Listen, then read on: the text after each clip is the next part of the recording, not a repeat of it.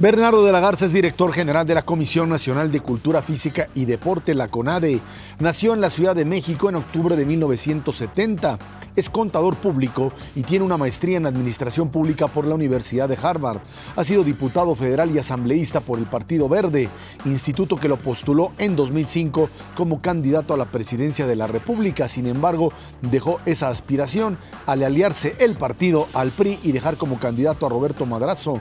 En 2008 fue coordinador de proyectos especiales de la Oficina de la Presidencia de la República. En 2009 fue nombrado por el secretario de Educación como director general de la Comisión Nacional del Deporte. En los Juegos Centroamericanos de 2010, celebrados en Puerto Rico, bajo su mandato la delegación mexicana quedó en primer lugar con 129 medallas de oro, 126 de plata y 122 de bronce. Bernardo de la Garza, muchísimas gracias por estar aquí con nosotros en línea directa. Bernardo, ¿cómo llegas tú a la política? Tú estabas primero en la iniciativa privada y de repente empiezas a involucrarte en esta área en donde, pues una vez que uno entra, parece que difícilmente se sale, ¿no? Bueno, un poco la verdad es que por accidente, ¿no? De alguna manera yo tenía tengo una relación de amistad, pero bueno, la tenía todavía más activa con Jorge Emilio, el Partido Verde. Yo estaba estudiando mi maestría en la Universidad de California en Los Ángeles para ser emprendedor. O sea, no había pasado nunca por mi cabeza estar en la política, pero él sabía que bueno, por la relación que teníamos, siempre hablábamos del tema, que yo era un crítico del estatus de México, ¿no? En aquellas épocas. Y pues un día me dijo, pues en vez de criticar, entra. Y bueno, pues me hizo una propuesta de que le ayudara cuando se había hecho la alianza del Partido Verde con el PAN para la candidatura del presidente Vicente Fox. Y yo regresando a mi maestría me incorporé a ese proyecto. Me tocó coordinar allá las campañas, luego fui diputado federal, coordinador de la bancada del Verde. Luego fui asambleísta, luego bueno, vino la candidatura. Después de eso me fui también un tiempo a tomar aire a Boston. Hice una maestría en la Universidad de Harvard. ¿Y cómo llegas a la CONADE, a la Comisión Nacional de Deporte? Bueno, primero llego a la oficina de la presidencia por invitación del presidente Calderón, a quien tengo una gran gratitud, por supuesto. Habíamos compartido la mesa, de alguna vez la Junta de Coordinación Política en la Cámara de Diputados, él era el coordinador del PAN y yo del Partido Verde. Ahí nos conocimos y bueno, después de que yo regresé a Harvard me hizo la invitación para integrarme a su equipo en la oficina de la presidencia en proyectos especiales. Y estando ahí después fue que él me nombró en la CONADE. Después de una charla que tuvimos, breve, ese mismo día, ¿no? Pues de cómo había yo las cosas, que si me interesaría, que él había pensado en mí para llegar ahí, porque la gente de su equipo conocía mi interés por el deporte. Cuando tú llegas a la Comisión Nacional del Deporte, ¿qué te encuentras? Porque las críticas que se hacen con respecto a lo que pasa en el deporte mexicano van desde, pues por un lado, falta de recursos, por otro lado, falta de profesionalismo y de desorganización, muchas críticas por todos lados. Yo creo que pues más que eso, nosotros lo que llegamos a hacer fue pues, plantearnos un proyecto hacia adelante, ¿no? Un proyecto pues, que realmente pusiera a México en los niveles que debe de ocupar en la competencia deportiva internacional. Y no solo eso, sino incluso como prioridad, porque recuerdo muy bien cuando el presidente me dice que me va a nombrar, me dice, bueno, tú sabes, me dijo que la prioridad para mí es la activación física para todos. No es tanto el tema de las medallas y el nacionalismo que todos seguimos, ¿no? Que nos apasiona, claro. Pero el deporte es una política pública. Y como política pública, pues lo más importante es lograr que los mexicanos se muevan para combatir la obesidad y todos estos altísimos costos que hay asociados a esas enfermedades cardiovasculares, etc. Entonces, bueno, nos planteamos un proyecto para atajar eso, para ser eficaces y eficientes en el manejo del presupuesto rumbo a la infraestructura deportiva. Que la verdad es que eso, pues a mí me tiene muy satisfecho el hecho de que más allá de los presupuestos históricos que tiene hoy el deporte en nuestro país, y te lo comento rápido para que la gente también lo sepa, porque a veces se nos escapa esto, pero el presidente Calderón ha llevado un presupuesto de 4.600 millones de pesos en el gobierno de Fox, de 3.000 millones de pesos en el gobierno de Zedillo, a 21.000 millones de pesos en su gobierno.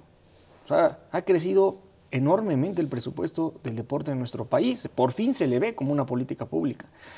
Y eso, bueno, pues nos ha traído, entre otras tareas, el tema de la infraestructura, pero a pesar de ese presupuesto, lo que hemos hecho nosotros, que te decía que me tiene a mí, es unas cosas que me genera agrado, hicimos una estrategia para que invertir esos recursos donde los gobiernos estatales metieran con nosotros peso por peso. Y hemos logrado conseguir más de 2,000 millones adicionales. Y hemos conseguido 2/3 partes de un sexenio, como fue el sexenio de Zedillo, a través solamente de la estrategia del par y paso.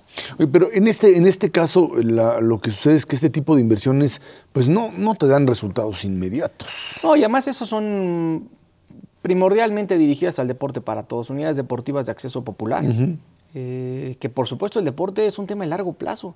Incluso el deporte popular creo que es de menor plazo que el de alto rendimiento, ¿no? Porque el de alto rendimiento, para que un atleta llegue a unos Juegos Olímpicos, mira, estamos hablando, bueno, el atleta más conocido por las encuestas en México es Pablo Espinosa. Pablo Espinosa llegó a vivir a México cuando tenía 11 años. Va a cumplir 26 ya cerca de los Juegos Olímpicos, o en los Juegos Olímpicos.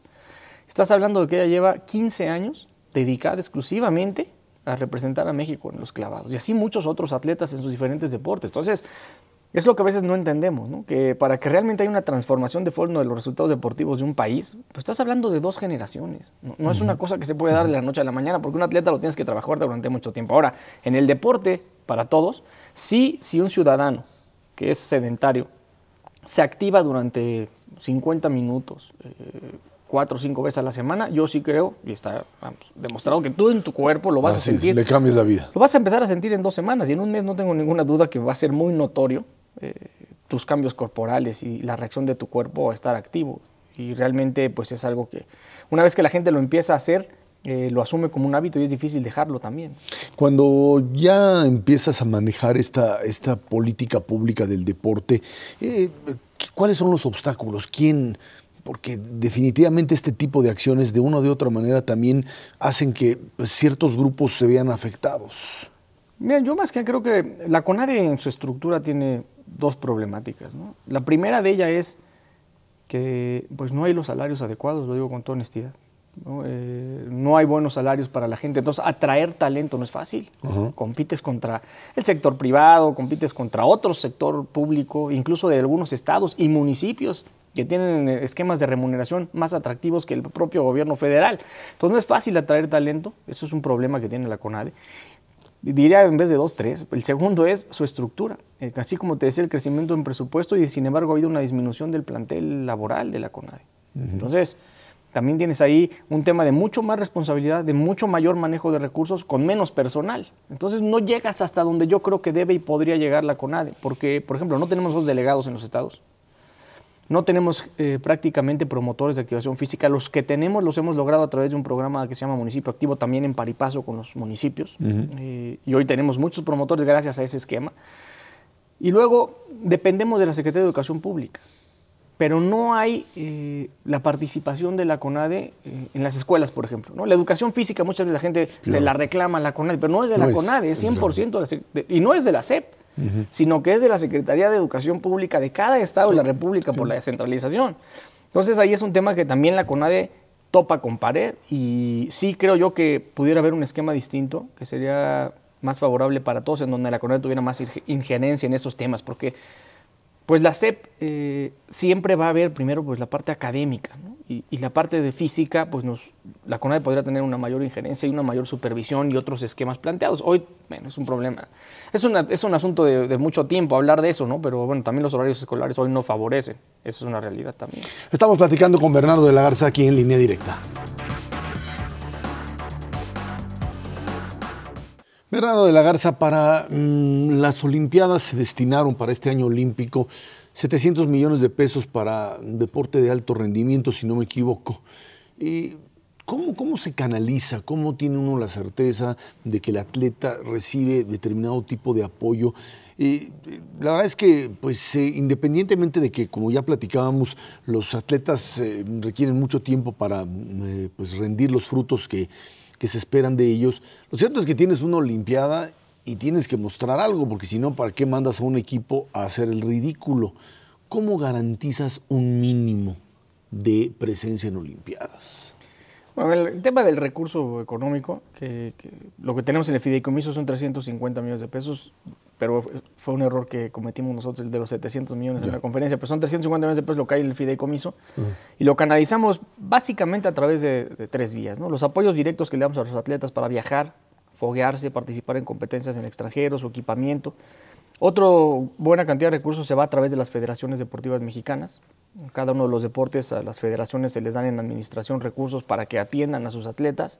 Y una buena parte también son las becas y los sueldos de los entrenadores.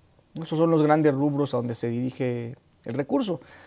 Ahora, la verdad es que qué bueno que tocas ese punto de esa manera, porque yo creo que el simple hecho de estar en los Juegos Olímpicos ya no te permite que se tenga que existir el ridículo. Porque hoy los procesos para ir a unos Juegos Olímpicos, el simple hecho de ir es un mérito gigante. Y hay que aplaudírselo al mexicano que logra estar en una delegación de Juegos Olímpicos, porque no es cualquier cosa. Ya los procesos selectivos son mundiales. Tienes que ir a competir contra muchos atletas de otros países. Antes de ser parte de la delegación. Antes de ser parte de la delegación. Entonces puedes ir a Juegos Olímpicos y no tener un buen resultado. Y ser pues, del último tercio, del último cuarto de los lugares de tu disciplina. Y aún así, pues yo honestamente creo que hay que reconocerle a ese atleta por haber logrado clasificarse a unos Juegos Olímpicos y representar a México, que no es cualquier cosa. ¿Cuántos quisiéramos que nuestros hijos desfilaran en los Juegos Olímpicos? Realmente creo que es algo muy meritorio para los atletas mexicanos. Y hay muchísimos otros atletas a los que yo también reconozco y admiro que no lograron clasificar a Juegos Olímpicos, pero no por eso no son buenos atletas. Pero bueno, así es, el deporte es muy crudo, a veces es muy cruel.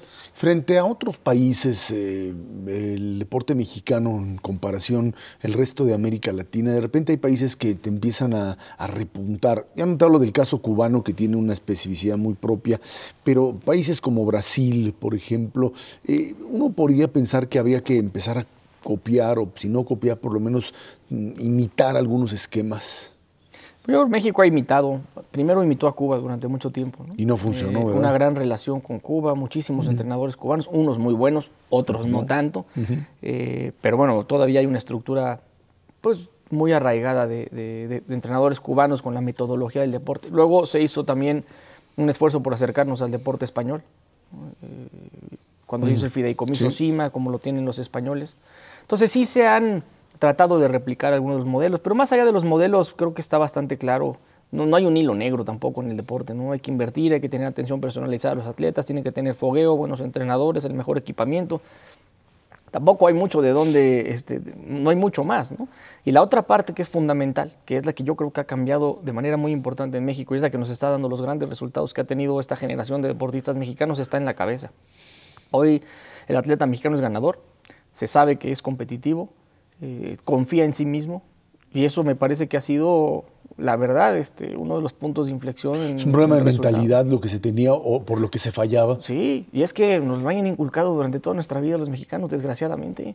Y en parte ahí también la responsabilidad, y lo digo con mucho respeto, pero los medios de comunicación, ¿no? A la fecha todavía, cuando va a jugar la selección mexicana o va a jugar un mexicano, hablan del rival como si fuera invencible. Y no es así.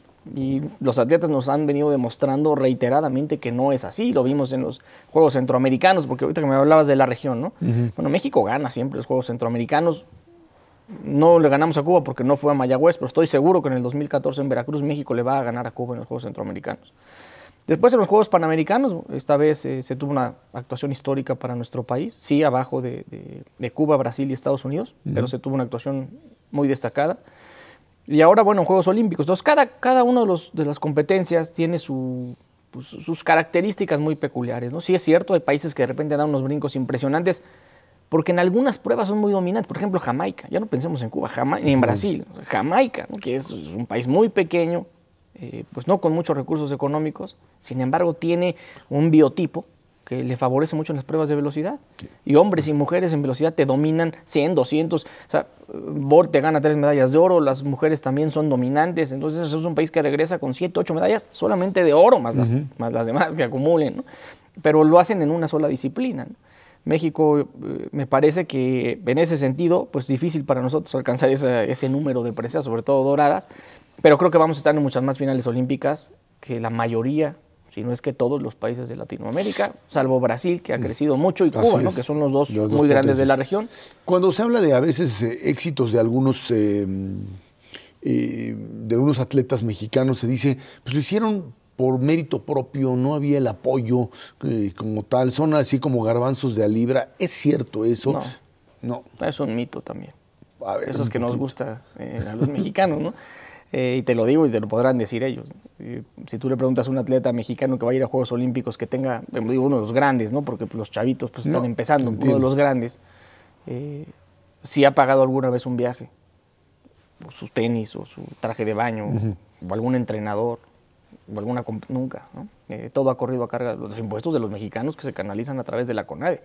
Pero hoy los mexicanos tienen los mismos apoyos que tienen contra los que van a competir. De eso yo no tengo ninguna duda. Eso sí lo puedo asegurar, que cuando llegue a la plataforma un clavadista nuestro, a la pista un corredor, al maratón en la calle, al canotaje, a donde llegue un mexicano, va a haber tenido las mismas experiencias, las mismas horas de entrenamiento, con los entrenadores de calidad similar, por lo menos, a los que tienen sus rivales del mundo. Estamos platicando con Bernardo de la Garza aquí en Línea Directa. Bernardo de la Garza, en estos Juegos Olímpicos uno pensaría que los atletas mexicanos pues tienen cierto la perspectiva, la posibilidad de ganar cierta cantidad de medallas. Hablar de pues, apostar pues, sobre cuántas medallas me parece verdaderamente absurdo, pero la dinámica propia de este atleta mexicano que de una manera muy clara pues, se viene preparando. ¿Esta preparación del atleta mexicano está ligada únicamente al asunto físico? ¿Qué relación hay entre su educación formal? En muchas ocasiones vemos que los atletas mexicanos que han ganado ciertas medallas, incluso algunos terminaron primaria, otros hasta falsificaban certificados de estudio. ¿Cuál es el nivel? ¿Qué pasa con esa otra parte?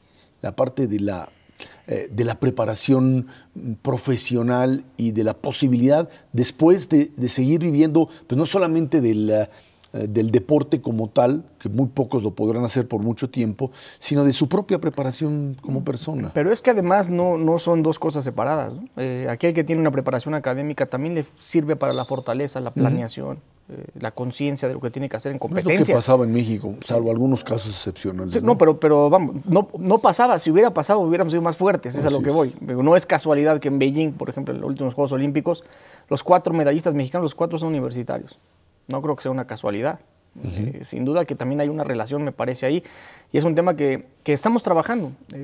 Todos los atletas que están en nuestro fideicomiso de alto rendimiento, tenemos un convenio, TEC de Monterrey, VM, Universidad de Anáhuac, para que tengan apoyos económicos. Todos los que estén tienen garantía de que van a tener un apoyo económico para estudiar estudios universitarios. Algunos total, del 100% de la beca, otros no es el 100%, pero ya tenemos hoy cubierto toda la población de los atletas mexicanos para que puedan estudiar con apoyo económico en la universidad.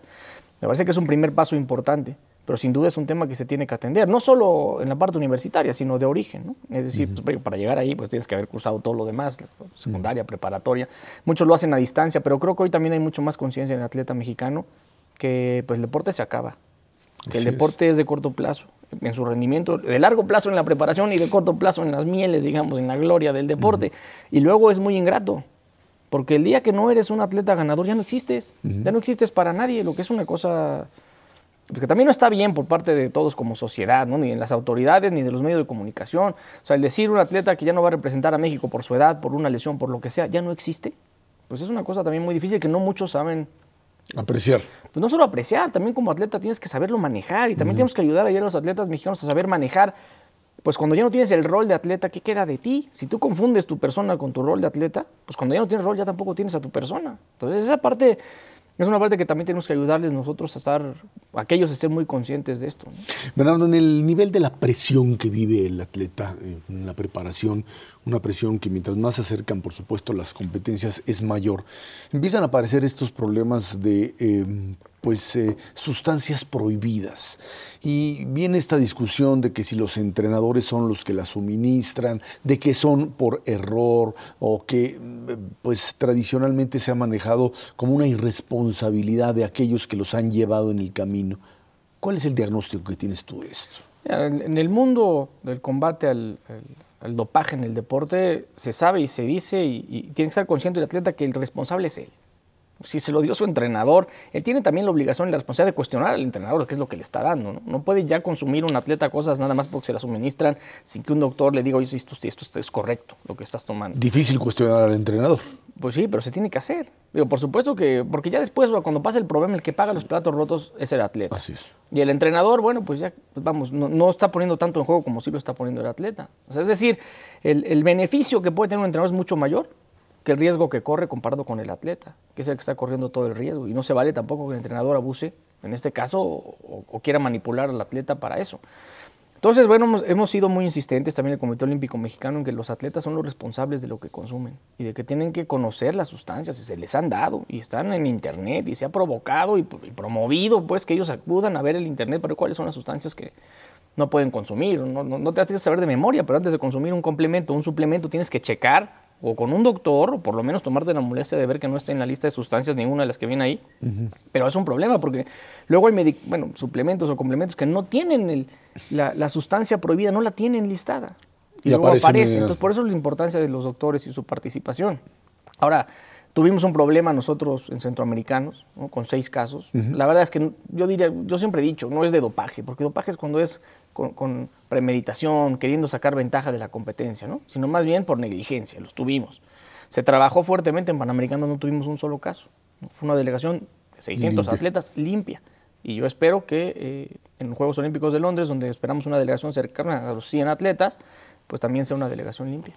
Bernardo de la Garza, en este asunto de la comercialización del deporte, anteriormente Juegos Olímpicos eran algo así como el gran sueño en donde no aparecían marcas y en donde todo era el amateurismo, la posibilidad de sacar al mundo comercial.